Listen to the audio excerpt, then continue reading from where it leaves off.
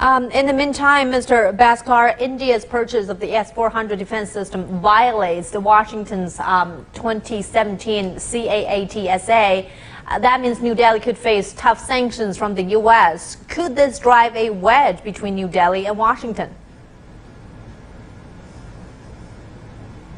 Well, the Indian position has been that the United States has got its domestic legislation, which they call the CAATSA, and they have already used that particular legislation against China for engaging in significant trade with Russia.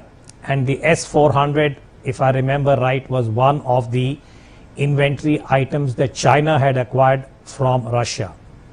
So the Indian position with the United States is that as far as India's security requirements are concerned, we are unable to comply with the American domestic legislation, and therefore we expect that the United States would be able to review its own domestic legislation.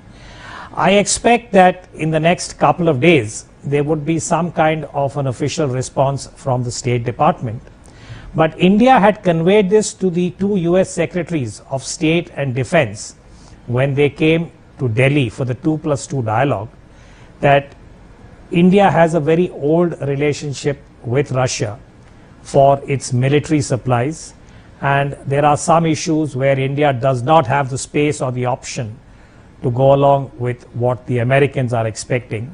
I think we'll have to see how November 5th is going to turn out when the United States has to take a decision not only about Russia but also about Iran and the import of oil from Iran. That's certainly going to be a very important move. Thank you so much, Mr. Uday Bhaskar, for sharing with us your insights.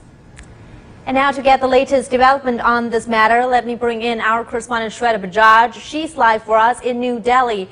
Shweta, India has announced that the purchase of Russia's air defense system despite the threat of U.S. sanctions. Can you tell us more about this deal?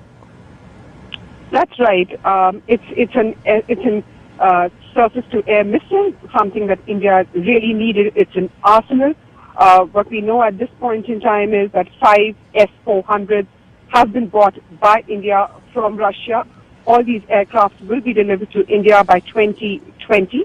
The entire deal has been pegged at $5.4 billion. The plan is that as far as you understand, the S-400 can look at a target from 100 to 300 targets. This basically means that if a country is in a situation of a war, it has a large area to protect. It can do so with that particular flexible missile. And that's